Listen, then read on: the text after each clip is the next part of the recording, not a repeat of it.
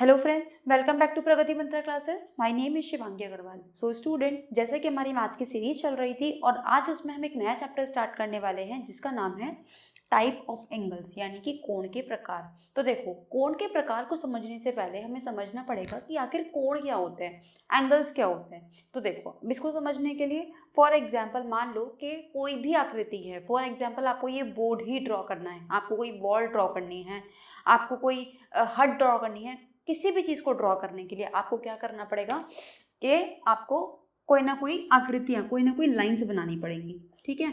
और वो लाइंस एक दूसरे को कहीं ना कहीं पे काटेंगी भी। मतलब क्या हुआ इस बात का कि किसी भी आकृति को बनाने के लिए मुझे कोई ना कोई लाइनें बनानी पड़ेंगी। अब वो लाइनें दो तरह की हो सकती हैं, या तो वो आपस में पैरेलल हो सकती हैं, मतलब या तो उनके बीच की जो दूरी है वो सेम रह सकती है, समान रह सकती है, या फिर उनके बीच की जो दूरी है वो समान नहीं रह सकती। अगर दूरी समान है फिर तो कोण नहीं बनेगा, कोण नहीं बनेगा, ठीक है। अगर कोई भी दो लाइंस हमारे पास पैरेलल हैं, समानांतर हैं, तो हमारे पास जो कोण है वो नहीं बनेगा। लेकिन अगर कोई भी दो लाइंस हमारे पास नॉन पैरेलल है, यानी कि जिनका जो डिस्टेंस है आपस में वो सेम नहीं है, तो क्या होगा, ये कहीं ना कहीं जाके एक दूसरे को काटेंगी। देखो, कहीं ना कहीं जाके ये इस बिंदु पे एक दूसरे को काट देंगी। अब जब इन्होंने इस बिंदु पे काटा, ठीक है, जब इन लाइनों ने इस बिंदु पे काटा तो इनके बीच में कितना झुकाव था, कितने डिग्री का एंगल था, उसी को हम क्या बोलते हैं, उसी को हम बोलते हैं कोण, ठीक है। आई होप यहाँ तक चीज़ें क्लियर है। मतलब क्या हुआ कि जब ये दो लाइन एक दूसरे को काटती हैं तो उनके बीच का जो झुकाव होता है वो क्या कहलाता है, वो हमेशा कहलाता है कोण। जैसे कि अगर मैं इस बोर्ड की बात करूँ तो बोर्ड किस शेप में है, रेक्टेंगल की शेप में, आयत की शेप में। अब इसकी जो लाइन्स हैं वो कहाँ पे काट रही होंगी, एक दूसरे को एक पॉइंट पे काट रही होंगी। और कैसे काट रही है, बिल्कुल 90 डिग्री पर, 90 डिग्री पर, है ना, बिल्कुल सीधी है दो लाइनें और इस तरीके से वो काट रही हैं। तो ये भी एक कोण बन गया, लेकिन ये कितने डिग्री का कोण हो गया, 90 डिग्री का। अब देखो क्वेश्चन किस तरीके से पूछे जाएंगे। जो ये कोण होते हैं इनको हमने कई प्रकार में डिवाइड कर दिया, जैसे कि हमने इनको वृत्त कोण या फिर ऋजु कोण या फिर समकोण। तो क्वेश्चन आपसे यही पूछा जाता है कि समकोण क्या होता है, ठीक है, या फिर जो न्यून कोण होता है वो कहाँ से कहाँ तक होता है, जो वृत्त कोण होता है वो कहाँ से कहाँ तक होता है। या तो वो इस सब की डायमेंशन पूछ लेगा, या फिर वो इस तरीके से आपको डायग्राम बना के दे सकता है, इस तरीके से, ठीक है, या फिर इस तरीके से। और आपसे पूछ लिया जाएगा कि बताओ ये जो फिगर है इसमें कौन सा कोण आपको बनता हुआ दिखाई दे रहा है, उसका नाम बताइए, और ये कोण कहाँ से कहाँ तक होता है ये भी डिफाइन करिए। तो चलिए अब एक एक करके हम समझते हैं टाइप्स ऑफ एंगल्स, यानी कि कोणों के प्रकार।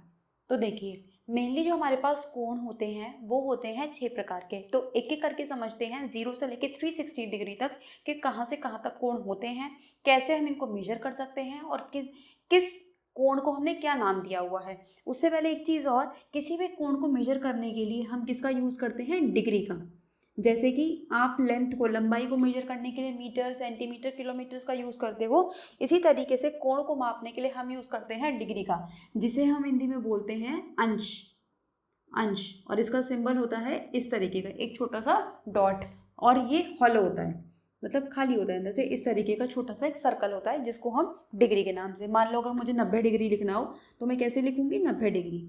100 डिग्री लिखना हो तो कैसे लिखूंगी, 100 डिग्री। 50 डिग्री लिखना हो तो कैसे लिखूंगी, 50 डिग्री, इस तरीके से। अब देखिए कि करके शुरू करते हैं। तो सबसे पहला आता है हमारे पास जीरो एंगल, जिसको हम बोलते हैं शून्य कोण, ठीक है। देखो, अब शून्य कोण क्या होता है, ध्यान से समझना। एक ऐसा कोण जिसका हमें ये ना पता चल पाए कि ये शुरू कहाँ से हुआ और ख़त्म कहाँ से हुआ, उसी को हम क्या बोलते हैं, ज़ीरो एंगल। मतलब हम यही ना बता पाए कि जो दूसरी लाइन है और पहली लाइन है उनके बीच का जो झुकाव है, ठीक है, मतलब हम कह सकते हैं कि वो जो लाइन है वो एक के ऊपर एक कोइंसाइड हो गई है, उसी को हम बोलते हैं शून्य कोण। अब नाम से ही समझ में आ रहा है कि इसका जो माप होगा, इसका जो मेजर होगा वो कितना होगा, 0 डिग्री। इसके बाद आते हैं हम बहुत इंपॉर्टेंट कोण पर, जिसको हम बोलते हैं एक्यूट एंगल। हिंदी में इसको बोला जाता है न्यून कोण। अब देखो, आप सब लोगों ने डी देखा होगा ना, यानी कि जो चांदा होता है वो आपने देखा होगा। तो डी कैसा होता था हमारे पास, इस तरीके का, है ना। बीच में क्या होता था हमारे पास, इस तरीके से, ठीक। यहाँ पे होता था हमारे पास 90 डिग्री। अब देखिए यहाँ पे क्या होता था हमारे पास, इस तरीके से बीच में कुछ नहीं लिखा होता था, और इस तरीके से यहाँ पे क्या दे रखा होता था, यहाँ पे कुछ नंबर्स लिखे हुए होते थे ना, कुछ नंबर्स लिखे हुए। ये क्या था हमारे पास, 0 डिग्री, ठीक है। फिर इसी तरह से शुरू करते करते यहाँ पे होता था 100, यहाँ पे 110, यहाँ पे 120, और इस तरीके से करते करते यहाँ पे क्या आ जाता था, 180। और यहाँ से क्या नंबर चलते थे, 0 से 90, यानी कि 10 डिग्री, 20 डिग्री, 30 डिग्री, 40 डिग्री, इस तरीके से आपको नंबर यहाँ पे देखने को मिलते थे, ठीक है। अब देखो, अब जितने भी मैंने आपसे कहा 0 डिग्री का कोण तो क्या हो गया, 0 एंगल हो गया, ठीक है। अब 0 से लेके 90 तक के, मैंने आपसे क्या कहा, 0 से लेके 90 तक के बीच में जितने भी हमारे पास कोण बनते हैं उन सबको हम क्या बोलते हैं, उनको हम बोलते हैं एक्यूट एंगल।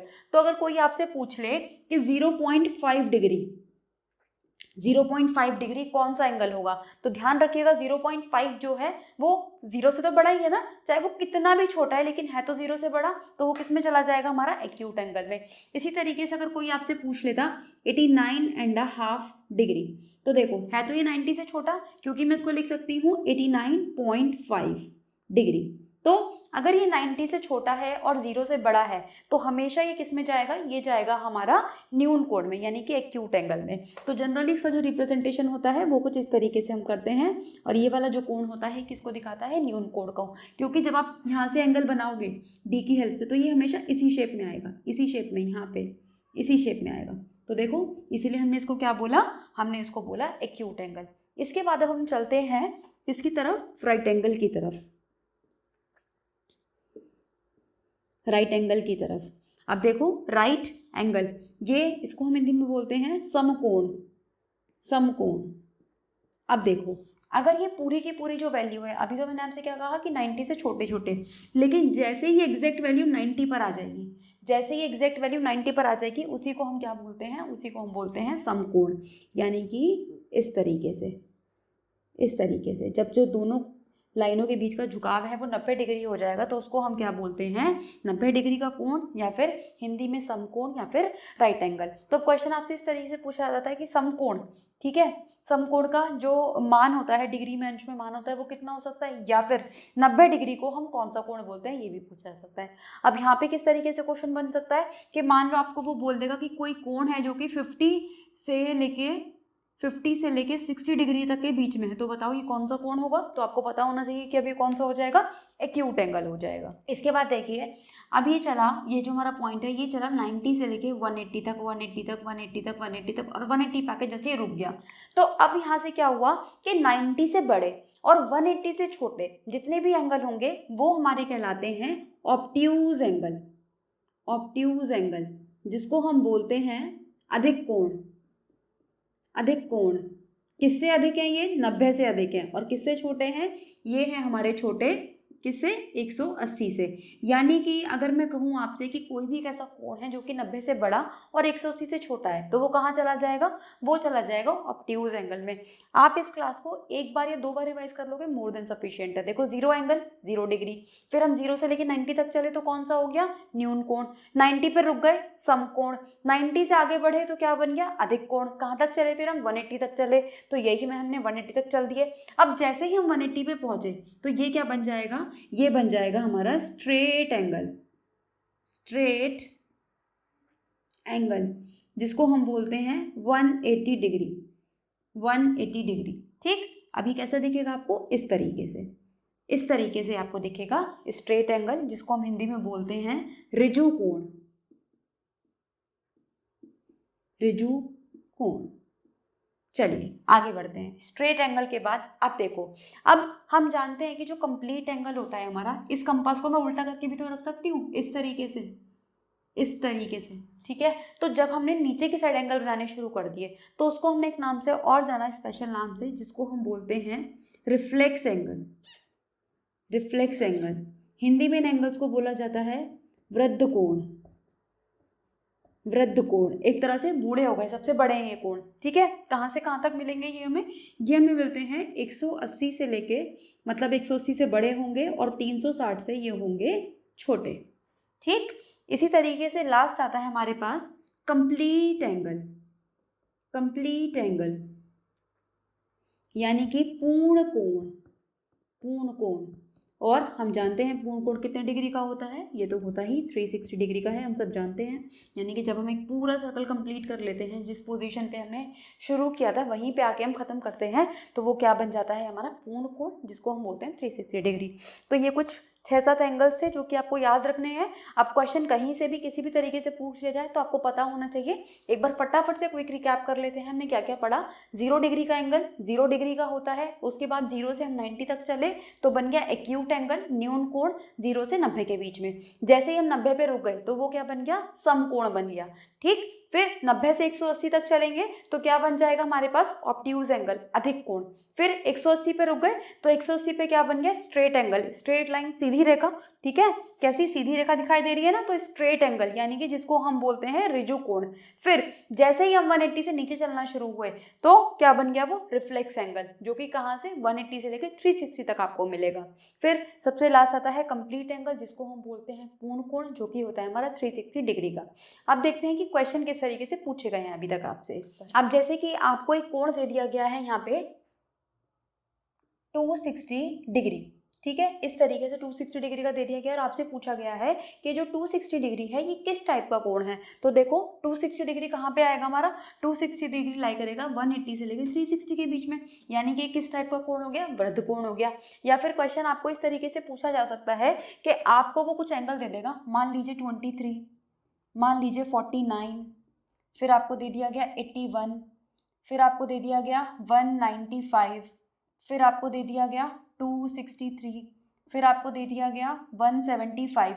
इस तरीके से कुछ कोण आपको दे दिए गए और आपसे वो इसमें से पूछ लेगा कि इनमें से बता दो कि न्यून कोण कौन कौन से है, इसमें से बता दो कि समकोण कौन सा है, इसमें से बता दो कि वृद्ध कोण कौन सा है या अधिक कोण कौन सा है। तो इस टाइप से बस यहाँ पे आपसे क्वेश्चन पूछे जा सकते हैं।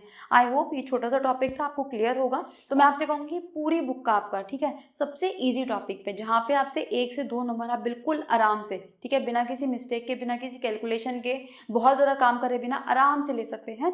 तो इन सारे एंगल्स को ध्यान रखिएगा। आई होप ये आपको लेक्चर पसंद आया होगा, अच्छा लगा होगा। तो अगर अच्छा लगा है तो वीडियो को लाइक करना ना भूलें, ज़्यादा से ज़्यादा शेयर करना ना भूलें। चैनल पर नए हैं तो सब्सक्राइब कर दें, बेल आइकन को हिट कर दें, ताकि आने वाले सारे नोटिफिकेशंस आपको टाइम से मिलते रहें। मिलते हैं नेक्स्ट लेक्चर में नेक्स्ट टॉपिक के साथ, तब तक पढ़ते रहिए। All the very best.